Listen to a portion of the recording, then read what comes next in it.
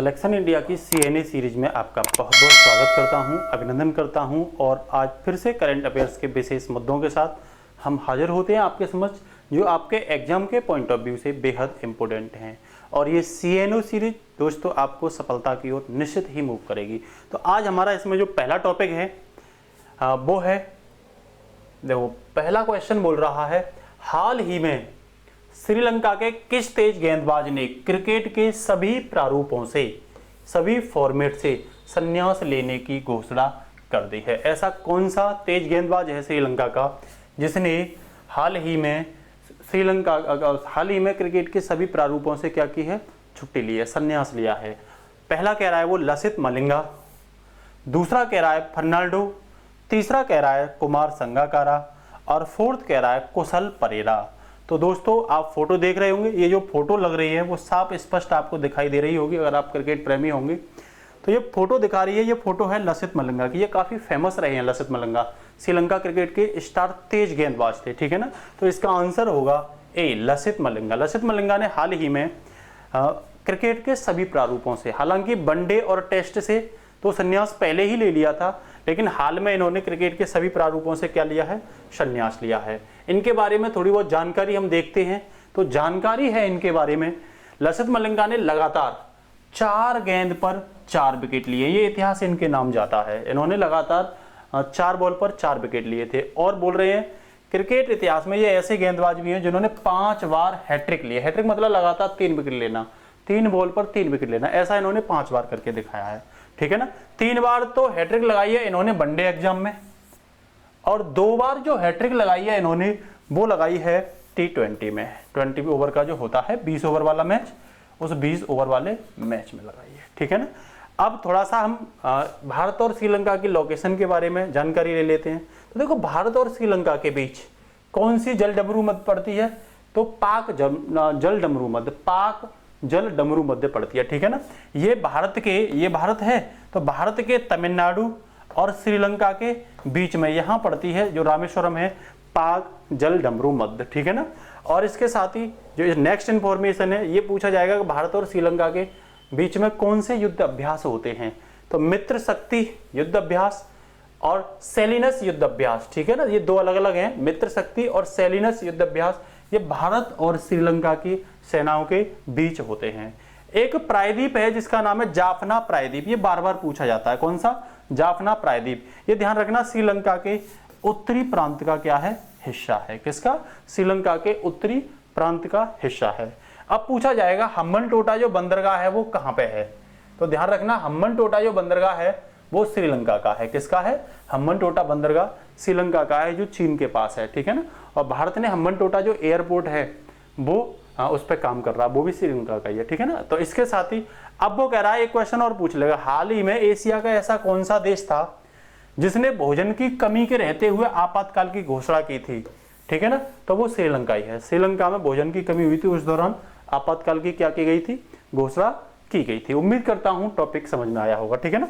इसके साथ ही जो दूसरा क्वेश्चन है, वो दूसरा क्वेश्चन है, अमेरिका को किस शहर में वैदिक स्वास्थ्य, अमेरिका के किस शहर में वैदिक स्वास्थ्य अंतरराष्ट्रीय विश्वविद्यालय स्थापित किया जाएगा। अमेरिका के किस शहर में वैदिक स्वास्थ्य का अंतरराष्ट्रीय विश्वविद्यालय स्थापित किया जाएगा। पहला ऑप्शन है इसका लॉस एंजल्स, दूसरा ऑप्शन है बॉस्टन, तीसरा कह रहा है शिकागो और फोर्थ कह रहा है न्यूयॉर्क। तो ध्यान रखना शिकागो में वैदिक स्वास्थ्य का, ठीक है ना, किसका, वैदिक स्वास्थ्य का अंतरराष्ट्रीय विश्वविद्यालय स्थापित किया जाएगा, ठीक है ना। शिकागो ये वही शहर है अमेरिका का जहां 1893 में, कब, 1893 में, आप ये फोटो देख रहे होंगे, 1893 में ये देख रहे हैं स्वामी विवेकानंद, युवाओं के मतलब युवाओं को प्रेरित करने वाले हैं ये स्वामी विवेकानंद। इन्होंने 1893 में, ठीक है ना, हिंदू धर्म से रिलेटेड क्या दिया था, वहां पे स्पीच दिया था, और वो स्पीच काफी प्रभावित था। आज हमारे नरेंद्र मोदी जो बहनों और भाइयों का शब्द निकालते हैं, उन्होंने वो यहीं से सीखा है, ठीक है ना।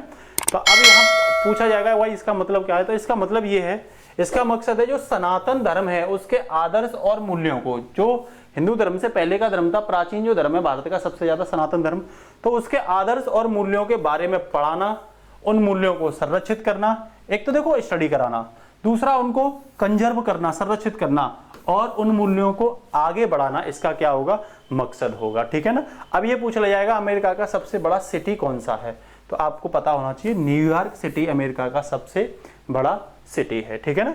इसके साथ ही पूछ लेगा अमेरिका ने किस तारीख को, अमेरिका में किस तारीख को स्वामी विवेकानंद ने शिकागो में स्पीच ऐतिहासिक भाषण दिया था। तो ध्यान रखना 11 सितंबर 1993, ये तारीख काफी इंपोर्टेंट है। ठीक है ना। तो वहां की जो धर्म संसद थी उसमें स्वामी विवेकानंद ने 11 सितंबर 1893 को स्पीच दिया था। ये कहाँ थी, शिकागो में थी। ध्यान रखना ये काफी फेमस है। एक बुक है स्वामी विवेकानंद की, प्रबुद्ध भारत, पत्र का है, बुक तो नहीं कहोगे, प्रबुद्ध भारत। कौन सी है, प्रबुद्ध भारत। प्रबुद्ध भारत, देखो ये प्रबुद्ध भारत पत्र का। इसकी शुरुआत कब की गई, तो 1896 में। किसने की थी, स्वामी विवेकानंद ने की थी। ठीक है ना। तो पूछ लेगा इस बुक को हाल में कितने साल हुए हैं, तो 125 साल हुए हैं हाल में इस पत्रिका के 125 साल हुए हैं। और पूछ लिया जाएगा रामकृष्ण मिशन जो है उसकी स्थापना किसने की थी, तो रामकृष्ण मिशन की स्थापना भी स्वामी विवेकानंद ने की थी। रामकृष्ण जो थे वो स्वामी विवेकानंद के कौन थे, गुरु थे। ठीक है ना। कब की थी, तो ये 1897 में। ठीक है ना। किसने की, स्वामी विवेकानंद ने की थी। ठीक है ना।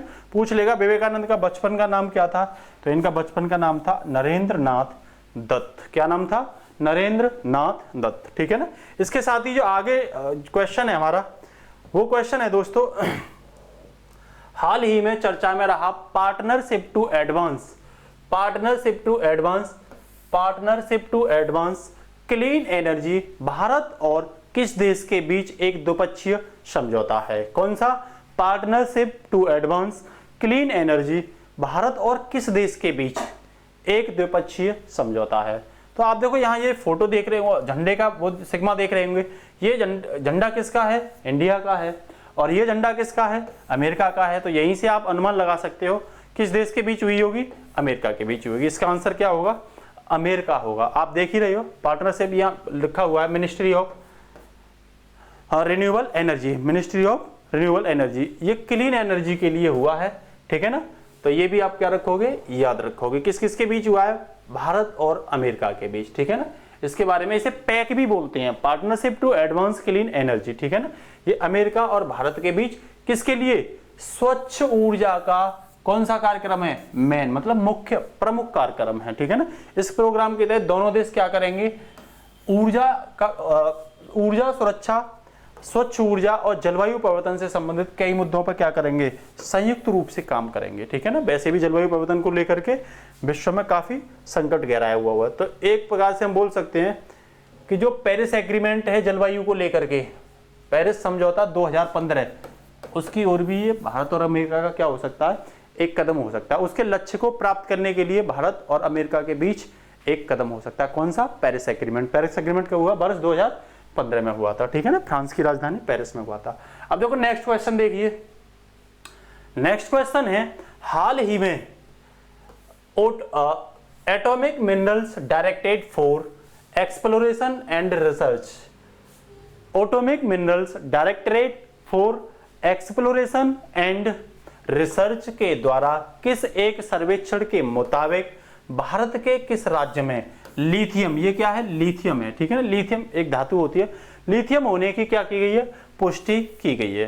तो किस में की गई है, केरल में की गई है, कर्नाटक में की गई है, या आंध्र प्रदेश में की गई है, या बिहार में की गई है।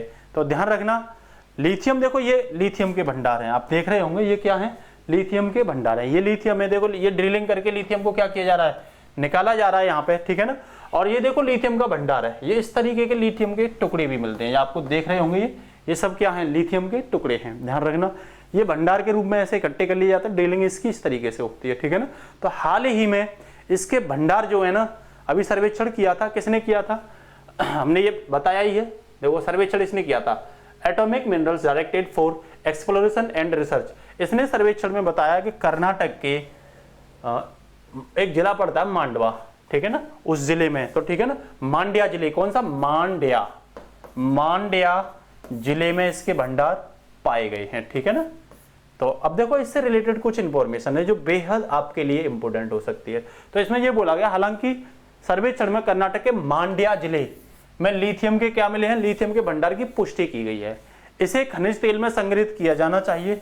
इसमें बोला गया कि इसे किसमें, खनिज तेल जो होते हैं, मिनरल्स वाले जो ऑयल होते हैं, उनमें क्या किया जाना चाहिए, संग्रहित किया जाना चाहिए।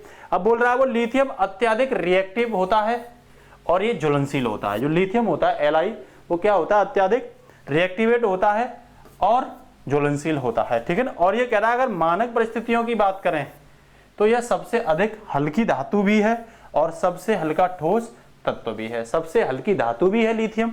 लिथियम का प्रतीक क्या होता है, Li, ये मैंने आपको दिखाई दिया, ठीक है ना। तो चलें आगे। इसके साथ ही अगला जो क्वेश्चन है वो है, हाल ही में किस देश की सरकार ने कोयला आधारित हाइड्रोजन उत्पादन के लिए रोड मैप तैयार करने के लिए एक टॉस्क, ये टॉर्च नहीं है, टॉस्क, एक टॉस्क फोर्स एवं एक्सपर्ट कमेटी का गठन किया है। एक बार और मैं रिपीटेशन कर रहा हूं, हाल ही में किस देश की सरकार ने कोयला आधारित हाइड्रोजन उत्पादन के लिए रोड मैप तैयार करने के लिए एक टास्क फोर्स एवं एक्सपर्ट कमेटी का क्या किया है, गठन किया है, ठीक है ना। तो कोयला आधारित, ध्यान रखना किस आधारित, कोयला आधारित, ठीक है ना। तो भारत है, ब्रिटेन है, या जापान है, या रसिया है, तो किस देश की, तो इसका आंसर जो होगा वो दोस्तों आंसर होगा इंडिया। हाल में इंडिया की गवर्नमेंट ने, ठीक है ना, भारत सरकार ने अभी एक कमेटी बनाई है जिसका नाम, एक टास्क फोर्स बनाई है जिसका नाम है टास्क फोर्स एवं एक्सपर्ट कमेटी, ठीक है ना। ये निर्धारित करेगी कि कोयले से कैसे हाइड्रोजन ईंधन को प्राप्त किया जाएगा, ठीक है ना। ये आप देख रहे हो क्लीन एनर्जी के लिए बेहद इंपॉर्टेंट है ये, ठीक है ना। तो इसमें इसकी बात नहीं की गई है कोयले आधारित की, ठीक है ना। तो इसके साथ साथ ही आप कोयला भी देख रहे होंगे, ठीक है ना। तो कोयले आधारित हाइड्रोजन फ्यूल्स बनाने की क्या की गई है, बात की गई है। ये जरूरी इसीलिए है कि यदि हमें ग्लोबल वार्मिंग को रोकना है, पॉल्यूशन को रोकना है, जलवायु परिवर्तन को रोकना है, तो हमें हाइड्रोजन ईंधन पर भी काम करने की आवश्यकता है, जो इको फ्रेंडली होता है और जीरो पॉल्यूट होता है। क्या होता है, जीरो पॉल्यूट होता है, ठीक है ना। उससे कार्बन एमिजन नहीं होता, ठीक है ना। अब ये क्या बोल रहा है कि भारत में लगभग 100%, 100% हाइड्रोजन प्राकृतिक गैस के उत्पादन में किया जाता है। तो बोल रहा है हाइड्रोजन जो होता है उसका उत्पादन प्राकृतिक गैस के द्वारा किया जाता है, ठीक है ना। प्राकृतिक गैस के उत्पादन होने वाले हाइड्रोजन को ग्रे हाइड्रोजन भी कहते हैं। क्या कहते हैं, ग्रे हाइड्रोजन भी कहते हैं, ठीक है ना। और ये जो ग्रे हाइड्रोजन है, देखो आप प्लांट भी देख रहे हो, लिख भी रहा है हाउ इज ग्रीन प्रोड्यूस, ठीक है ना, हाउ इज ग्रीन प्रोड्यूस। तो ये कोशिश की जाएगी कोयले आधारित हाइड्रोजन बनाने की, ठीक है ना। इसी के साथ जो नेक्स्ट है वो नेक्स्ट क्वेश्चन है दोस्तों, हाल ही में भारतीय रिजर्व बैंक ने किस देश के पे नाउ, ये ऑनलाइन पेमेंट का एक प्लेटफॉर्म है, पे नाउ को भारत के unified payment UPI, unified payment interface के साथ जोड़ने की घोषणा की है। रिजर्व बैंक ने किस देश के पे नाउ को भारत के यूपीआई से जोड़ने की घोषणा की है। पहला कह रहा है वो सिंगापुर, दूसरा कह रहा है जापान, तीसरा ऑस्ट्रेलिया और फोर्थ कह रहा है अमेरिका। तो देखो यहां आप क्या देख रहे हैं, ये रिजर्व बैंक का प्रतीक है, किसका है, रिजर्व बैंक का प्रतीक है। यहां आप देख रहे हैं इंडिया को, और ये जो झंडा है ये है सिंगापुर का, किसका है, सिंगापुर का।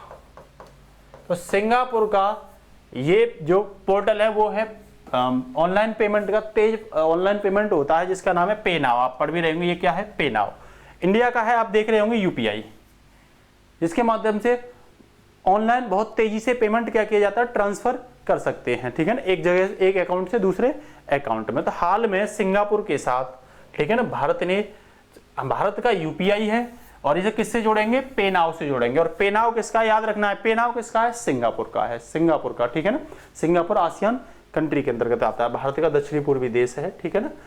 तो इसमें क्या बोला है, पे नाउ आखिर है क्या, तो बोला पे नाउ जो है वो मॉनेटरी अथॉरिटी ऑफ सिंगापुर का फास्ट पेमेंट सिस्टम है। क्या है, मॉनेटरी अथॉरिटी ऑफ इंडिया का फास्ट पेमेंट सिस्टम है। आप देख ही रहे होंगे, पे now monetary authority of Singapore का फास्ट पेमेंट सिस्टम है। बोल रहा है कि जुलाई 2022 तक यूपीआई और पे नाउ को आपस में क्या कर दिया जाएगा, लिंक कर दिया जाएगा, ठीक है ना। यूपीआई और पे नाउ को जोड़ने से दोनों देशों के बीच जो फास्ट पेमेंट है उसकी सुविधा आसान हो जाएगी। जब पे नाउ को हम यूपीआई से ऐड कर देंगे तो पेमेंट सुविधा दोनों देशों के बीच बहुत ही आसान हो जाएगी और सुलभ हो जाएगी। और कह रहा है कि इसके उपयोगकर्ता को काफी फायदा होगा, क्योंकि पारंपरिक आधारित तत्काल एवं कम लागत के साथ पैसे को क्या किया जा सकता है, ट्रांसफर किया जा सकता है, ठीक है ना। तो आसानी से इसके माध्यम से हम कम खर्च पर, ठीक है ना, और तेजी से पैसे को क्या कर सकते हैं, ट्रांसफर कर सकते हैं, ठीक है ना। तो पे नाउ कहाँ का है, ये सिंगापुर का है। हाल में यूपीआई के साथ इसने क्या किया है, जोड़ने के बारे में बात की है। अब आगे का क्वेश्चन है, हाल ही में, बेहद इंपॉर्टेंट है ये क्वेश्चन, हाल ही में किस देश की संस्था SARS-CoV-2 जीनोम कंसोर्टियम, जिसे बोल सकते हो इंसाकॉग SARS-CoV-2 जीनोम कंसोर्टियम ने SARS-CoV-2 का MU वेरिएंट, कौन सा, MU वेरिएंट नहीं होने की पुष्टि की है, ठीक है ना। तो किस देश की संस्था ने, तो पहला कह रहा है इंडिया, दूसरा कह रहा है अमेरिका, और तीसरा कह रहा है ब्रिटेन, और फोर्थ कह रहा है ऑस्ट्रेलिया। देखो सबसे पहले सार्स के कुछ ऐसे सिम्टम्स मिले से, MU वाले के, कौन से के, SARS-CoV-2 MU वेरिएंट के, ये है। इंडिया में इस समय देखो, अब इस समय इसका ये रूप चेंज हुआ, म्यूटेशन बोलते हैं, जब वायरस अपने रूप को चेंज करता है उसे क्या बोलते हैं, म्यूटेशन बोलते हैं, उसका स्वरूप चेंज करना, ठीक है ना। अब देखो ये वर्तमान में इस स्थिति में है, वर्तमान में ये कुछ इस स्थिति में दिखाई दे रहा है। ये कोलंबिया में देखा गया था, SARS MU जो है कहां देखा गया था, कोलंबिया में देखा गया था। तो हाल में इसके नहीं होने की पुष्टि कहां पे की गई है, इंडिया के द्वारा की गई है, ध्यान रखना, ठीक है ना। अब पूछेगा इसका वैज्ञानिक नाम क्या है, जो SARS-CoV-2 MU है उसका, इस वेरिएंट का वैज्ञानिक नाम क्या है, तो ध्यान रखना, इसे कई एग्जामों में ऐसे ही पूछ लिया जाता है। B11621 ये इसका क्या है, वैज्ञानिक नाम है, ठीक है ना। इसकी पहचान सबसे पहले कहां की गई थी, कोलंबिया, जो मैंने भी आपको बताया था। देखो ये इस रूप में की गई थी कोलंबिया में, ये कोलंबिया में इसकी पहचान इस रूप में की गई थी, ये आप देख रहे होंगे इस रूप में, ठीक है ना। वर्तमान में इसका स्वरूप कुछ ऐसा, इसने अपनी कुंडली को चेंज किया है तो कुछ रूप इसका ऐसा, देखो यहां से देख रहे हैं काफी डिस्टर्ब दिखा रहा है, लेकिन यहां इसने अपने को गहराई में जोड़ने का क्या किया है, प्रयास किया है, ठीक है ना। तो कह रहा है सबसे पहले इसकी पहचान कहां की गई थी, कोलंबिया में। कब की गई थी, जनवरी 2021 में। कब की गई थी, जनवरी 2021 में, ठीक है ना। अब वो कह रहा है यह वेरिएंट दक्षिणी अमेरिका में भी है और इसके अलावा यूरोप में भी है। तो ये केवल अमेरिका में ही नहीं है, ये केवल यूरोप में भी नहीं है, ये दक्षिणी अमेरिका और यूरोप में भी। और भारत में इसकी न होने की क्या की गई है, पुष्टि की है कि भारत में SARS-CoV-2 MU वेरिएंट नहीं है, ठीक है ना। तो ये याद रखना। अब इसके साथ ही अगला क्वेश्चन है, भारत में इंजीनियर दिवस मनाया जाता है, भारत में कौन सा इंजीनियर डे मनाया जाता है, 15 सितंबर को, 16 सितंबर को, 14 सितंबर को या 10 सितंबर को, ठीक है ना। तो देखो आप यहाँ क्या देख रहे हो, यहाँ देख रहे हो हैप्पी इंजीनियर डे जिनके नाम पर मनाया जाता है वो है M विश्वरमैया। कौन है, M विश्वरमैया, ठीक है ना। यहाँ आप क्या देख रहे हो, महिला एम्पावरमेंट को देख रहे हो, देखो इंजीनियरिंग तरीके से काम करते हुए ये इंजीनियर हैं। यहाँ देखो इक्वलिटी देख रहे होंगे पुरुष और महिलाओं के बीच, दोनों ही क्या कर रहे हैं, यहाँ काम कर रहे हैं, ठीक है ना, दोनों ही क्या कर रहे हैं, काम कर रहे हैं यहाँ पे। तो इंजीनियर दिवस कब मनाया जाता है, तो 15 सितंबर, 14 सितंबर, 16 सितंबर या 10 सितंबर। तो इसका आंसर होगा 15 सितंबर को, ठीक है ना। पूछ लेगा कब से मनाया जाता है, तो ये 15 सितंबर 1968 से इसकी क्या की गई थी, शुरुआत की गई थी, ठीक है ना। तो इसके साथ ही इसके बारे में कुछ इंफॉर्मेशन देखते हैं। तो वो कह रहा भारत में हर साल मोक्षगुंडम, इनका एम से मतलब है मोक्षगुंडम विश्वरमैया की जयंती पर ये सेलिब्रेट किया जाता है। कब, 15 सितंबर को इंजीनियर दिवस के रूप में मनाई जाती है, ठीक है ना। अब वो कह रहा है ये मोक्षगुंडम जो विश्वरमैया थे ये भारत के बड़े इंजीनियर और जानकार व्यक्ति थे, मतलब बहुत बड़े इंजीनियरों में इनकी पहचान की जाती है, ठीक है ना। तो वो कह रहा है वो मैसूर में एक बांध था, कृष्णा राजसागर बांध, उसका निर्माण किसने करवाया था, मुख्य रूप से उसका निर्माण मोक्षगुंडम विश्वरमैया ने ही करवाया था। कहां पे, मैसूर में, ठीक है ना। अब वो कह रहा है नेक्स्ट कि सार्वजनिक जीवन में योगदान के लिए अंग्रेज था किंग जॉर्ज पंचम, उन्होंने ब्रिटिश इंडियन एम्पायर के लिए नाइट कमांडर से क्या किया था, इनको नवाजा गया था। आप बोल सकते हो नाइट हुड की उपाधि दी थी, नाइट हुड की क्या दी थी, उपाधि दी थी। किनको, विश्वरवैया को दी थी, ठीक है ना। तब इनको भारत सरकार ने भी 1955 में, भारत का जो सर्वोच्च पुरस्कार है भारत रत्न, 1955 में इनको भारत रत्न से भी क्या किया गया था, नवाजा गया था, ठीक है ना। इसके साथ साथ नेक्स्ट कह रहा है कि इनको मैसूर का, आधुनिक मैसूर का जनक कहा जाता है। इनको आधुनिक मैसूर का क्या कहा जाता है, जनक कहा जाता है। और बोल रहे हैं कि इस दिन को विज्ञान एवं भौतिकी की दुनिया में उनके उल्लेखनीय योगदान के बारे में जागरूकता करने के लिए विश्व इंजीनियर दिवस जो है वो मनाया जाता है। पूछ रहा है इस साल इनकी कौन सी जयंती मनाई गई, तो इस साल इनकी 160वीं जयंती मनाई जा रही है, ठीक है ना, मनाई गई है। पूछ लेगा पहला इंजीनियर दिवस कब, तो 15 सितंबर 1968 को सेलिब्रेट किया गया था, क्योंकि इनका जन्म ही 15 सितंबर 1861 को कहां पे हुआ था, कर्नाटक के मुंदनहल्ली गांव में हुआ था। किसमें हुआ था, कर्नाटक के मुंदनहल्ली गांव में हुआ था, ठीक है ना। इसके साथ ही नेक्स्ट क्वेश्चन है हमारा, हाल ही में वैज्ञानिकों ने किस राज्य में ब्लैक टाइगर के रंगों के पीछे के रहस्य को उजागर किया गया है। जो ब्लैक टाइगर देखो, देख रहे हैं, ये जो ब्लैक टाइगर है इसके पीछे जो धार है मोटी, इसके पीछे रंग जो है ब्लैक, इसके रंगों के पीछे को उजागर किया। आखिरकार इसके जो ब्लैक रंग है ब्लैक टाइगर का, इसके रंग के पीछे का कारण क्या है, उसे उजागर किया गया है। तो पहला ऑप्शन कह रहा है उड़ीसा, दूसरा कह रहा है आंध्र प्रदेश, तीसरा कह रहा है कर्नाटक और चौथा कह रहा है केरल, ठीक है ना। तो हाल ही में उड़ीसा के, इसका आंसर क्या होगा, उड़ीसा के सिमलीपाल टाइगर रिजर्व, किसमें, उड़ीसा के सिमलीपाल टाइगर रिजर्व में इसके कलर के रहस्य को उजागर करने की बात की गई है। तो कह रहा हाल ही में वैज्ञानिकों ने सिमलीपाल टाइगर रिजर्व, ये कहां पे है, उड़ीसा में, भितरकनिका, सिमलीपाल, गहरमाथा, ये सब कहां है, उड़ीसा में है, ठीक है ना।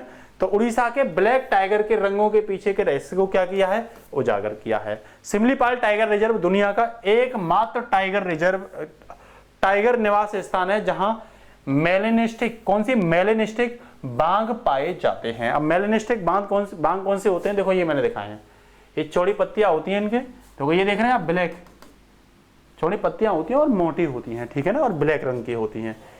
दुनिया का एकमात्र ये स्थान है सिमलीपाल टाइगर रिजर्व जहां पर मेलेनिस्टिक बाघ पाए जाते हैं। वो बोल रहा है जिनके शरीर पर काली और चौड़ी धारियां होती हैं, उन्हीं को क्या कहते हैं, और ये सामान्य बालों की तुलना में क्या होती हैं, मोटी होती हैं, उसी को क्या बोलते हैं, उसी को दोस्तों मेलेनिस्टिक बोलते हैं। तो ये आप जो फोटो देख रहे हो, देखो ये सिमलीपाल का फोटो है, ये यहाँ से सिमलीपाल में लिखा है वेलकम टू सिमलीपाल, यहाँ से एंट्री करते हैं, ये कहाँ पे है, उड़ीसा में है। तो आज के लिए इतना ही, फिर मिलते हैं कल एक शानदार CNA की क्लास के साथ। उम्मीद करते हैं ये आपके एग्जाम में आपको निश्चित रूप से सफलता की ओर ले जाएगी, और आप हमारे चैनल को ज़्यादा से ज़्यादा शेयर, सब्सक्राइब एंड कमेंट कराइए। जय हिंद दोस्तों, नमस्कार।